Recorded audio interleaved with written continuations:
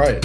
Welcome to episode 81 of the Slip and Weed podcast. I'm here this week with my guest, Andy Vences. Andy, thank you so much for coming on the show this week. All right, thank you. Just do me a favor real quick. I know most people know who you are, but just introduce yourself. Let everybody know some of the accolades and accomplishments, all that. All right, so I started boxing in 2012. My name's Andy Vences. I'm a boxer from San Jose, California. I started boxing in 2012. I didn't have the best amateur pedigree or no major accomplishments as an amateur, but I had a hard work ethic. I was very dedicated. So I started pro in 2012, and I was climbing up, getting these pro fights, getting this experience. And at 12-0, I had a big fight on Fox Sports 1 with my manager at the time, and I was 12-0, 8 knockouts when I got signed to Top Rank. I got signed to Top Rank when I was 12-0, and I won the WBC title with Top Rank November 4th in 2016. That was against a 23-0 fighter. So I held the WBC title for a while. I was 23-0 when I fought Albert Bell, which was then when I lost the WBC title. And since then, I fought on ESPN. I fought on Triller pay-per-view. I know some of people, I've seen those fights. Some fights that I should have won, I didn't get the decision. Things happen for a reason. But I'm right here. I'm moving forward. And for those that don't know, I will be making an announcement pretty soon. But I understand where I'm at in my boxing career. I'm 23 wins. I do have 4 decision losses with 1 draw and 12 knockouts. I'm at a level where things can change quickly, but I do know that I've never given myself a chance to kind of reset and gain some momentum. So I'm looking to get a Stay Busy tune-up fight in February this next year. So I'll be making that announcement. But one thing that started affecting me late in my career, I feel, was the time out of the ring. Because with Top Rank, I was fighting every 3 to 4 months. Every 3 to 4 months, I was in the ring. And it's just like a basketball player or a football player. When you put them on the field or on the court, like, your timing's good, your moves are good, but as you don't fight as much, it does catch up to you. And I think that was one of the main things that started catching up to me. So that's my goal. I just fought in September on Shakur Stevenson's undercard, which I lost a fight. I lost a decision. So my goal is to fight in February, to fight in June or July, and then make a big step in my career. So this year should be a big one for me, but I'm definitely looking to get in the ring more than one time. Yeah, I'm sure that'll make a huge difference. One of the things I wanted to ask you, just from what you said there, like, you've had some close losses, right? So when you have a close fight like that maybe even you feel like you won, what is that balance between, like, I feel like I won, and so what do I need to change? And then that personal accountability, you know what I'm saying? Where is that balance in a close fight? Yeah, it's tough because at the end of the day, like, everyone always tells me, like, people that say, "Hey, man, you won that fight," or "Hey, you won this fight." Yeah, you might think that, but on paper, I lost. And that's where it matters. It matters on paper. Like, even these guys who win fights, and let's say they won the fight and it was like the biggest robbery in boxing, but guess what? On paper, they're able to elevate to something else while the other guy has to kind of, stay there and live with that. You should have won. You should have won. The one draw I have on my in my career, everyone says I should have won that fight, but guess what? I didn't, and because of that, I wasn't able to get that next big fight. So I mean, it sucks, but as far as you do got to hold the accountability as far as knowing you didn't do enough and you got to do more. So yeah, man, it's tough, but it's just something you got to be able to soak in and just keep moving. Right. And especially in a close fight like that, where it is like, all right, well, I have to do more than just win. You know what I'm saying? I have to do something spectacular, or it has to be something extra beyond just winning the fight.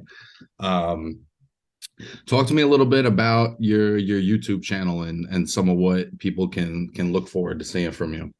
Oh yeah, thank you for mentioning it. I've totally forgot about it. I got so many things going on now in my life.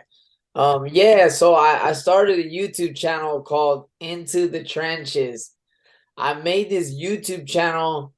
You know what? I made this YouTube channel, and this is good. This is good for anybody that's gonna hear that's a boxer on this podcast or somebody that's starting in boxing. I think one of the things that my friend made me realize, who also has a YouTube channel, his name's Freddie.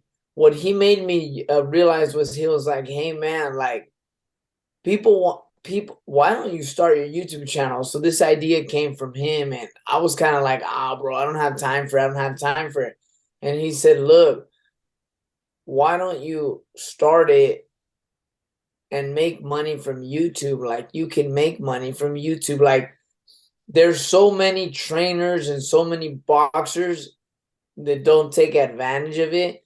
Sometimes people want to hear from them, like what did they go through? What were the things they went through? Like, a lot of people interview us, they put us on podcasts like you're doing, but why not hear it from the boxer itself? So I made this YouTube channel basically to just recall my fights, obviously teach people boxing as well. I want to really involve that because there's a lot of things in boxing that I learned so many years later that I wish I would have learned sooner. Just simple things, simple moves that I was like, man, like if only I would have knew that. If only I would have knew this. So I just brought that YouTube channel to life um to really teach people boxing and to share my story with people all around the world.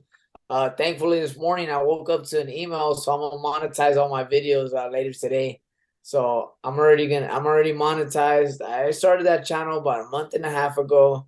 I have 1,200 subscribers as of right now. So I'm only looking forward to growing. And in my fights that progress in my career, I definitely want to take advantage and show a lot of the insights as far as behind scenes, what I'm going through, what training camp was like, and just really take people through those moments and those things. So I was watching your video about like the role of social media in boxing, which is something that I feel kind of torn about, right? I totally see and agree with your perspective where it's like, listen, man, this is just an outlet for us as fighters to get more exposure with the people and to create that relationship where people want to see us. I also we're a similar age, so right, we grew up with the HBO boxing era where there Yeah, was no social media and it was like yeah, largely merit based and what you did in the ring. right. Talk to me a little bit like about the role you see in social media and boxing and if you view it as a good thing. Well, yeah, okay. So how old are you? I'm 29. Oh yeah, same age. So I know exactly what you mean. At the same time, look, social media is an importance of now. Nowadays, there's just like you cannot run away from it. And if you're running away from social media, honestly, you're affecting yourself and the capabilities you can do. And I always tell fighters and people that like I get a lot of fighters that ask me like, "Hey man, like how do I find a good manager?" I'm like, "Yo, go on social media and start fucking DMing like the whole list of your manager, like people that manage fighters. Start hitting people up. Like you have the resource in your hand of so many contacts, so many friends, so many people.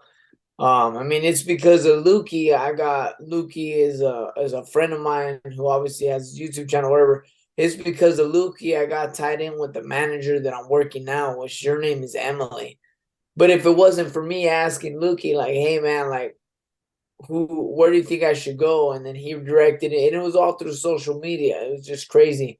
But I think, even my relationship with Andy Ruiz, that was on Andy Ruiz Jr., that was on social media. He seen me post my shorts. He asked me that he wanted to sponsor me. I replied.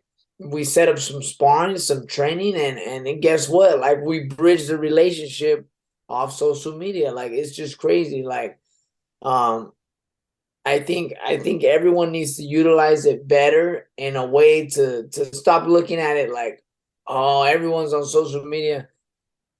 But nowadays, if you notice, and it sounds sad because back then the fighters they were made for what they did in the ring for sure. Like I know what you're talking about, like Oscar De La Hoya, Tito Trinidad, Fernando Vargas, Shane Mosley, like all those guys were like fighters. Like that was the era of why I got into boxing. But the thing is, the reality is nowadays, if you don't have some kind of following or you don't have some kind of impact on social media, you're not gonna be shit because that's what it's about. Like you look at all these fighters, they have impact. Look at a lot of people hate him, but a lot of people want him. Ryan Garcia, That's a fact.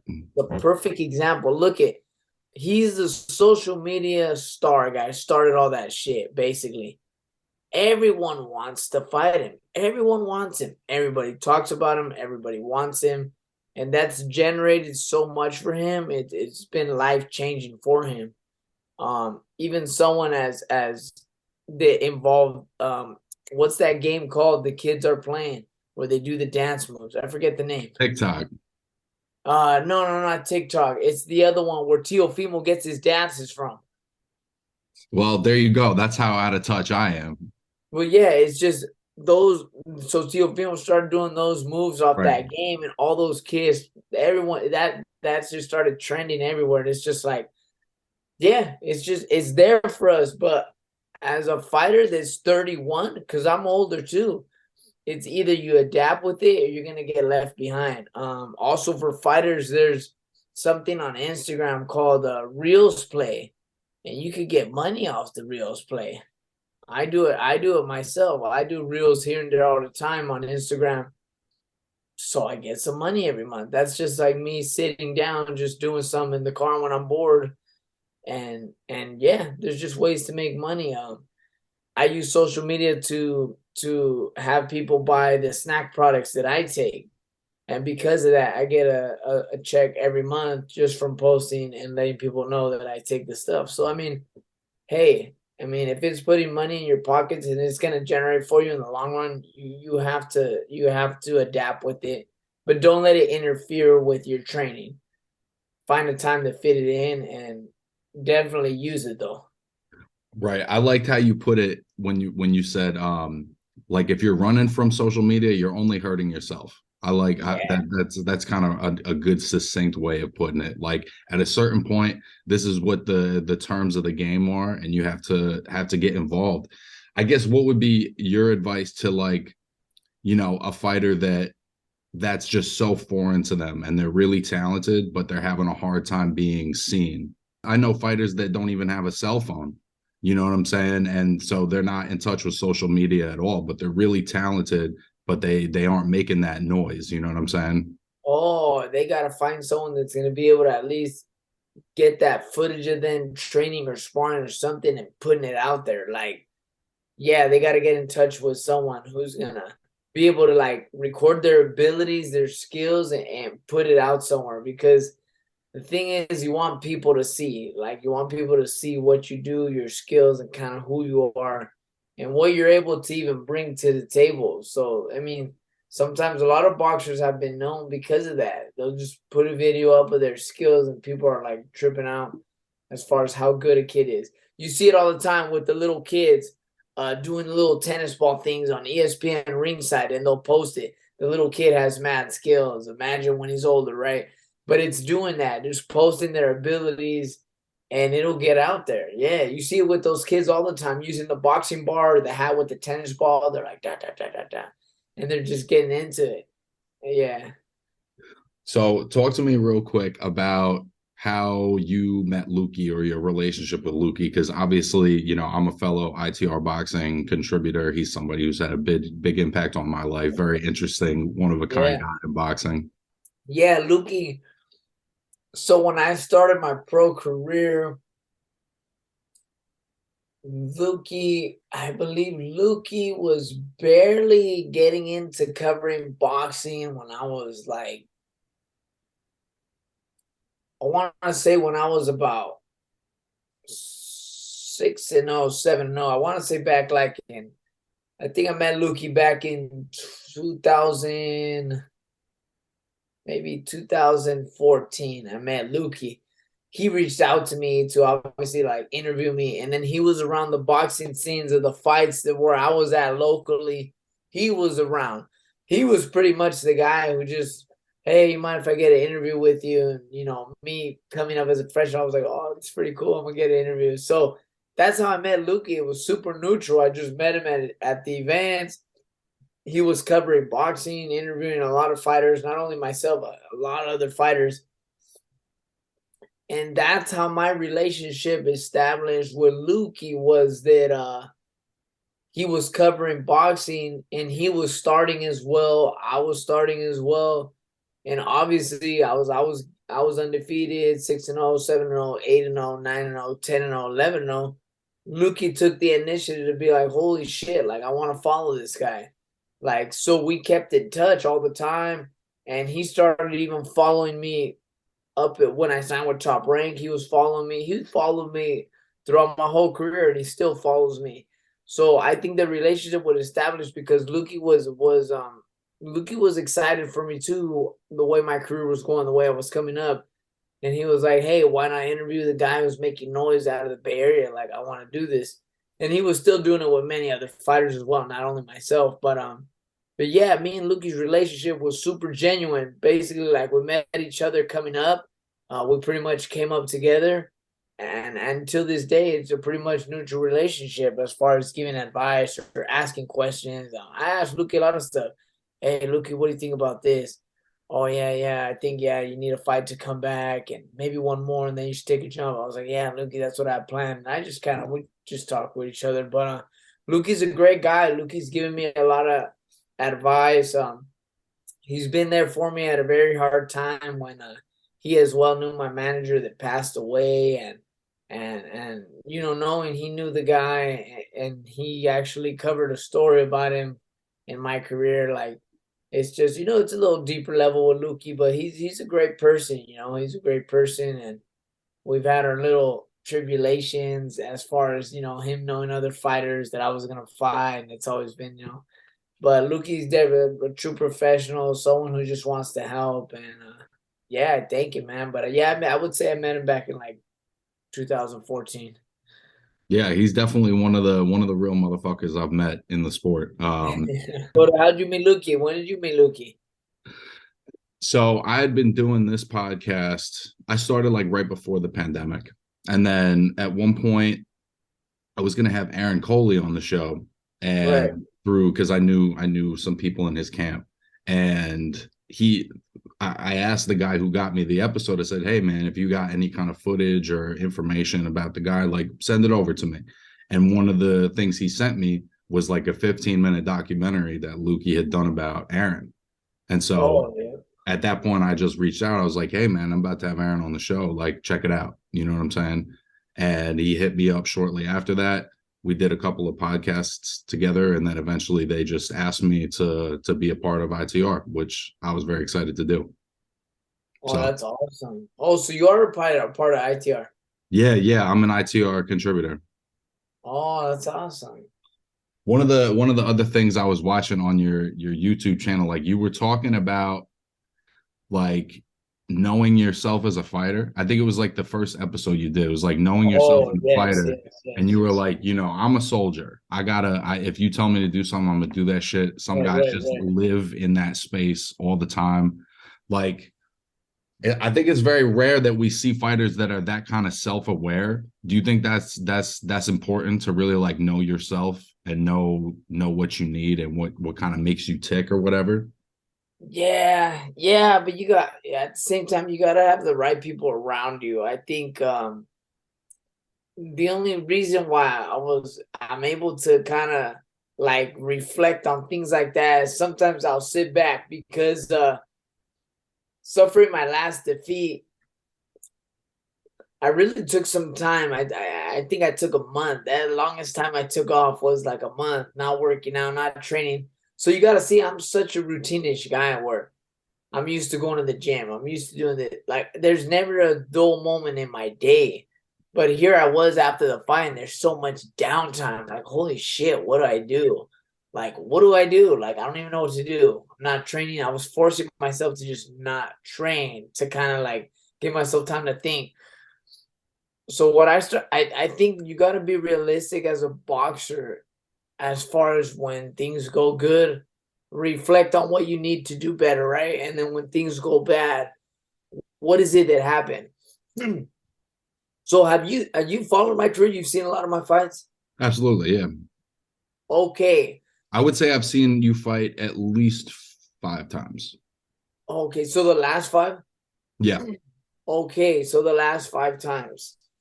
So what I was looking at with this loss is I was looking at, you lost. For the first time you lost. I was reflecting. I was like, man, you actually lost though. It wasn't, oh, you should have won. It was, you lost the fight. right, So I was thinking, well, what happened? What went wrong? It's what happened? Besides the ring time, the ring activity, I know that could be better. But what went wrong?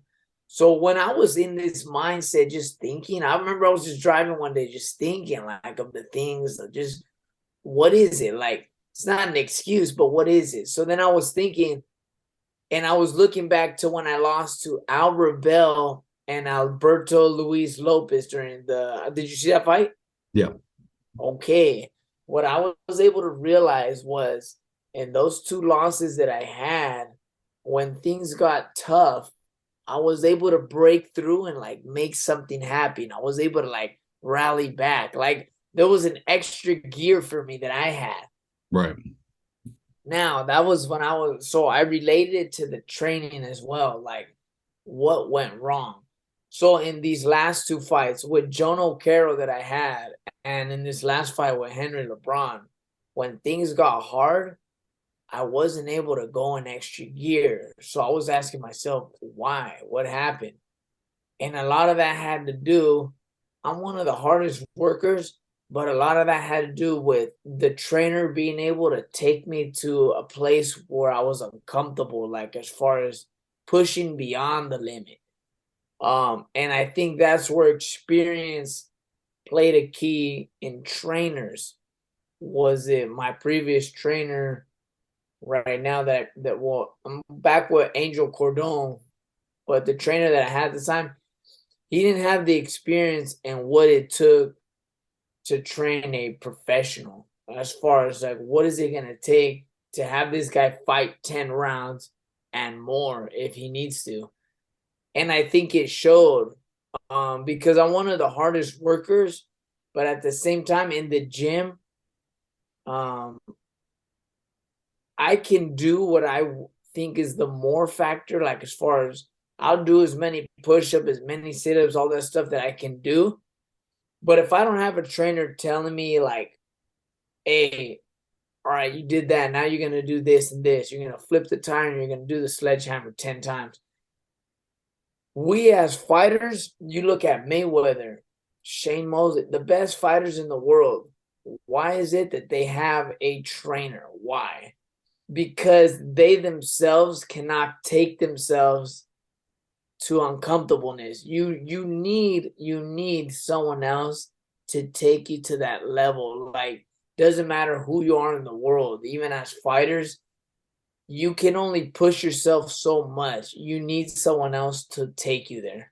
And I think that's what I realized was I wanted to backtrack a little, and I split ties with my current coach that I had, and I went back to my previous coach, because it's not about me learning how to block or how to slip a punch or how to roll a punch. I pretty much have almost 30 fights. I know boxing, all I need to do now is push myself and stick to what I do best and execute a game plan. I think that was another thing that wasn't executed in these last losses, was an actual game plan. And my previous coach, Angel Cordon, he's always deviated a game plan. Like, hey, we're doing this, the first 2 rounds. Hey, check it out, champ. He's doing this. You got to change it. Now we're going to do this. right. It was a specific game plan. And people, I think, really overlook that. And in these high caliber fights, there's a game plan. There's a plan as far as, hey, you're gonna hit him on the shoulders right here. Now you're gonna do this. It's just little things like that that you execute in training and you're able to perform at a high level. But I think you just got to be realistic with yourself as a fighter. Now I know I do have 4 losses. I know my record is not the best. So I do know my situation in the boxing world as far as like what's to come.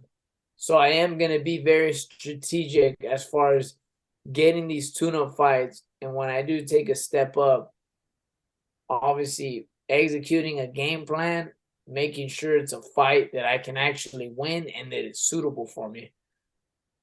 Right. And that's the other thing too, is like the role of the trainer. Like, as a fighter or as anybody just working out, like we have the things that we think we need to do, but then when you take that, you have somebody that's like an expert that's coming in looking from the outside in, they're going to push you to do stuff that maybe you wouldn't have thought to do, or they're going to make you Yeah. kind of change shit up. You know what I'm saying? Where you're not doing the same shit every day.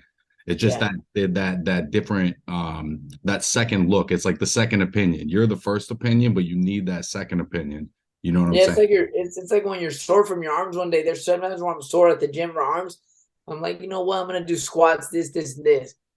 When in reality, sometimes I'm sore from my arms, and I'll go with this trainer, and he'll tell me, "Hey, we're doing this," and I'm like, oh, "Holy shit! I don't have a choice. I'm sore, but guess what? I gotta do it. Why? Because he's telling me to." That's the difference. Is if it's up to me, I'll be like, you know what? I'm gonna push over here as hard as I can, but I won't hit this anymore. But this trainer has no resentment for feeling, hey, I don't care if you're sore, I don't care if you're hurting, like you're gonna do this. And I think that's the mind mental difference. The mental difference. So I don't know if you got to see the fight with Lopez and Josh Warrington. Did you get to watch that? Yeah. I did. So Closely. I watched it closely. yeah, so there was a couple of things in that I wanted to ask you. The first one was like, was it like vindicating for you at all to see that guy win a world title at that big stage against a guy that's been a champion for a long time? No, you know what I was very a little disappointed at was like because I sent him a message. I said, "Hey, bro, I wish you the best." This is before the fight, and he replied. He was like, "Hey, appreciate it. Vamos con todo." He told me in Spanish. I was like, "Oh, that's cool." He like still replies and stuff. What I was kind of shocked was, um, I mean, you gotta like you're going to foreign ground. You gotta take it from the champion. I mean, I didn't win my fight against him, so I find it very surprising that he's getting these edges and hey, things happen for a reason, but I don't know, I just it was a close fight, but it being in foreign territory and the champion, I just didn't think he convinced me enough to when he definitely fatigued. Like he fatigued in the championship rounds where he should have won. And the champion won those rounds. So I was super surprised they gave it to him, especially over there. I Well, was right. surprised. Just politically, I was like, yo, this is a fucking miracle that this kid just got this Oh decision. yeah.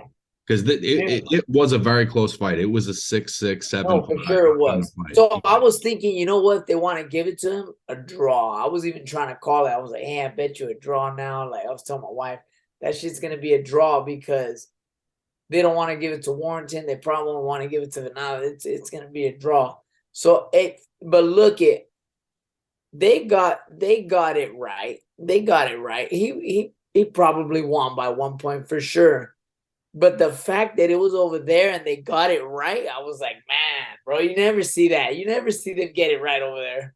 No, right? How many times have you watched a fight and the guy's the out of towner and he wins a 7-5 and they don't give it to him? It happens all the fucking time. Yeah, for sure. What is it about him? Because I enjoy watching him. I think he's a very tricky guy. He's very Yeah. quick, but like there are things he does that you're not really supposed to do, right? He's kind of got his chin up in the air and some of those things you were able to take advantage of. What is it about him that makes him so difficult to face and now even elevated him to a world champion? Yeah, he's so explosive. He hits hard. He's explosive. He hits hard.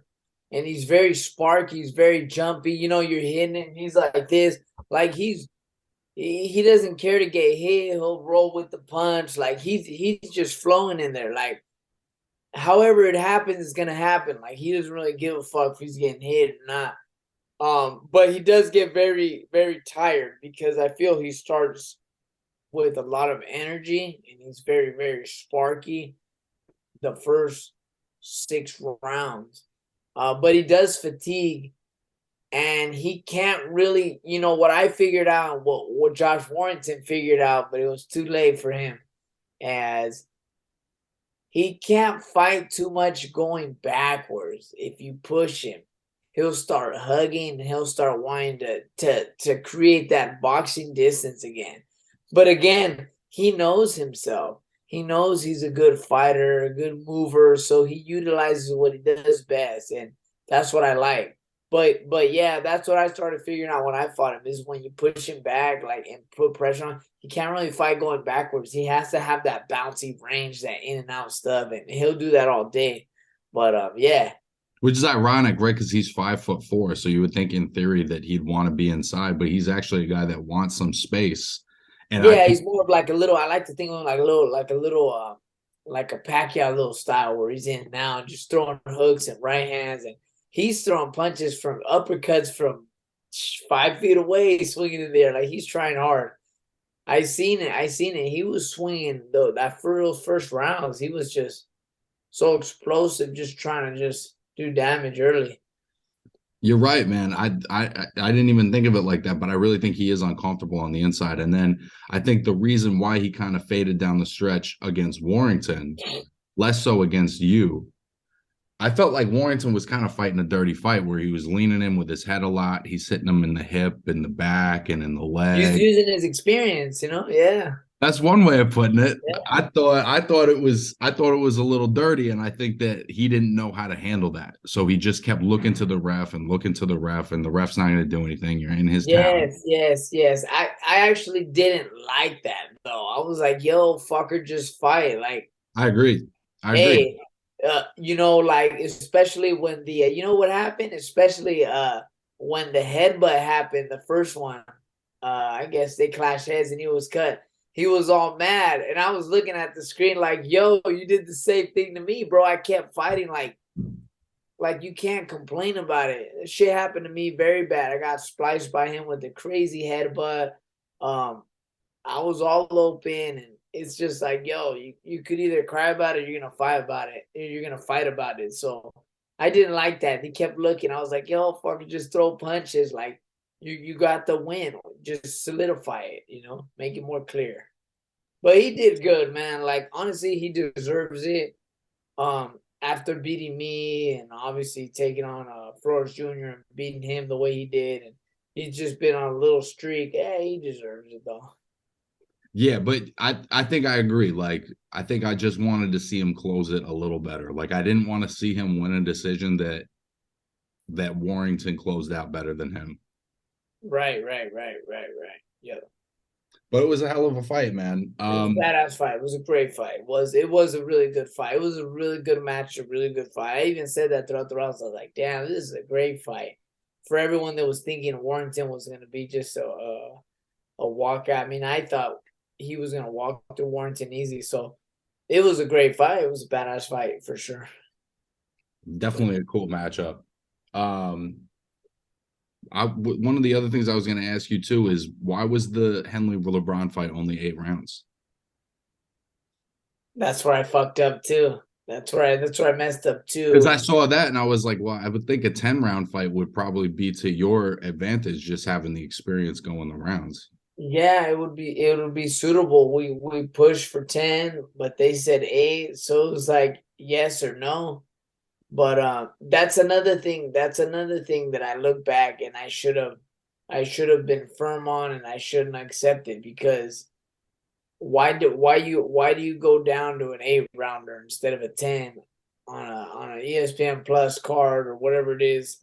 It just didn't make sense. And I'm usually the guy who starts getting on fire at the ends of the fight. I'm not sure why. I don't try to fight like that. It just happens like that. But Yeah, I don't know. I don't know. I don't know what was behind that. I did ask for the 10, but it didn't happen. So you're fighting February 18th. Do you know who the opponent is going to be? They're actually selecting it right now. Posters being made, contracts are being made, and gonna be exchanged soon. But it is gonna be in the Bay Area. I'm not sure. It's gonna be at the Cow Palace. What is, I mean, obviously, I know that you want to stay more active this year. I know, you've said that the inactivity has been kind of a challenge for you. With this being your first fight back from the LeBron fight, what's kind of the statement that you're looking to make with this performance? I need to show myself and my trainer that I still have everything it takes.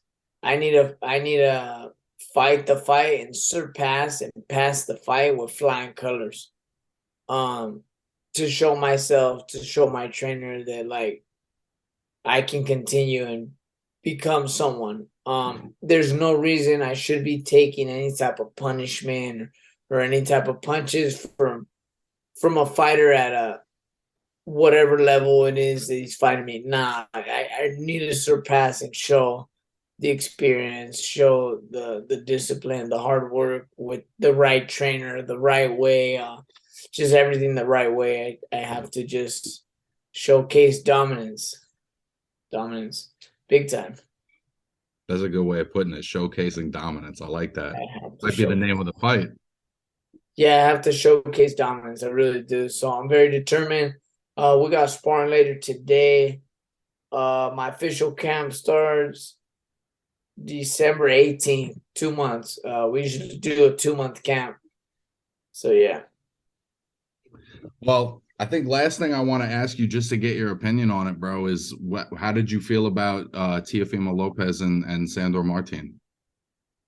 I thought Teofimo won though. I did think he won just because I felt Martin was just trying to survive and not engage in the fight. And honestly, it was because of in the fight was kind of very boring.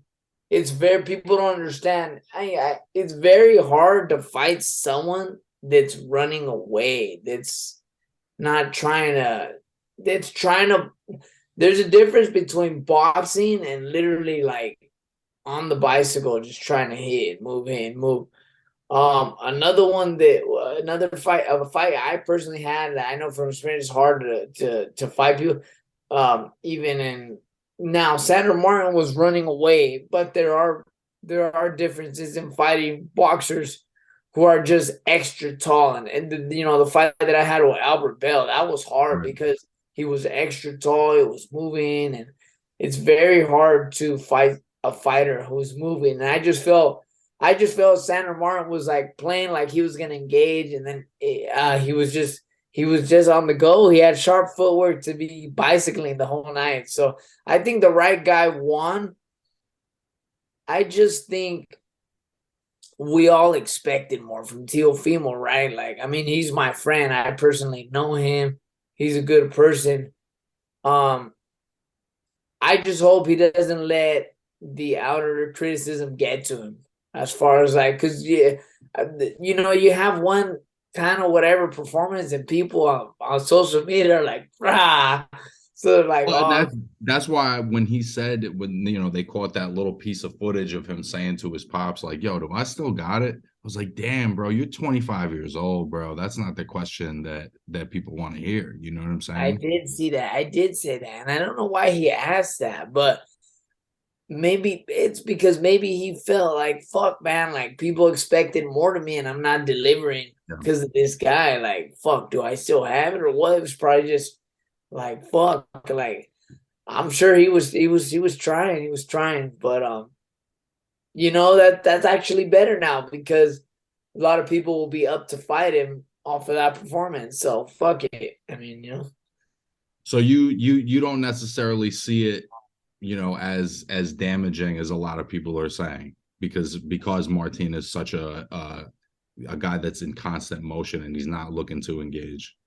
No, yeah, but I also feel I don't know.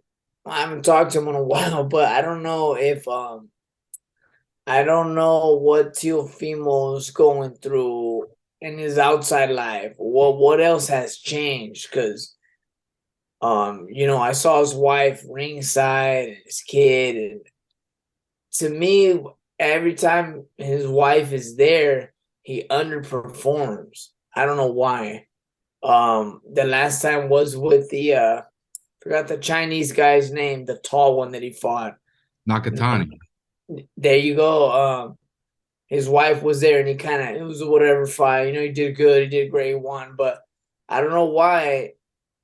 I don't know what's happening in his personal life, but he just needs to figure that out and kind of just stay focused. Don't let the noise get to him because just so much, and even him, he was posting a lot on social media right after the fight. He was in the gym. I don't know if you saw. So it's like, yo, bro, like just stay focused. It's all good. At the end of the day, as long as that opens more fights to him, who cares? And like I said, at the end of the day, whatever anybody thinks, it matters what's on paper. And that's it. People will forget this after his next win. People are like that. People in the boxing world, they move on. Um, Even if you've lost, you'll be the talk for the night, and then after that, guess what? What's the next fight? It's like people move on in boxing. Well, and in some ways they should, right? Like if you take an L and then you go back and you retool and you look at yourself and then you come back and you perform better, like as fans, as media, we got to go, yo, this guy, made the improvements, made that step up. And if he came out, and like, stopped a Jose Ramirez or somebody like that, it all goes away. Yeah, exactly. But I think he's having to deal with all the negative right now because right after the fight, and he's going to be dealing with that until he performs the next fight. That's just how it is. And I think it is too. Like, obviously, I know Martin avoided contact, but like the reality is, like, there are guys that fight like that. So you got to Oh know, no, for sure.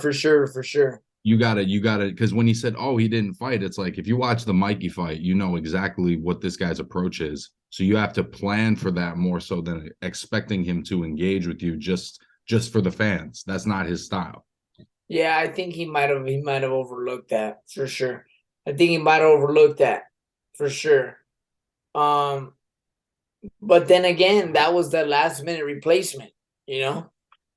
That was another factor too, that like at the end of the day, he wasn't supposed to fight um Martin. He was supposed to fight Pedraza. So again, if that fight would have happened, how would the approach been on that fight? How would that fight have ended? Maybe we would be talking differently. So maybe the game plan was for Pedraza and it didn't work. Well, champ, I really appreciate your time. I'm gonna ask you one more thing, because fuck it. Where do you see kind of like the rest of your career going, and do you see yourself, because obviously with the YouTube channel and some of the other things you're involved in, where do you see the rest of your career going, and then what do you kind of see as your involvement in boxing once you retire? I don't know. I'm just focused right now on just the things I'm kind of in the channel and like I train clients whatnot outside of boxing. But honestly, I'm very focused. I have a big goal this year. It's to come back in February, um, to fight again in June or July, and then my goal is to hopefully make a run and fight on a PBC card late next year. Um, and that's it. If things go great. I'll continue, and I want them to go forward. But I just need to show myself that I could do it. Um, but again, as far as like the things after, I don't know what I would want to do after, just because I would say I'm not there yet, but I am obviously like the YouTube channel. I want to start things to have in place to generate and still be involved in the sport in some way, for sure, Well, for sure.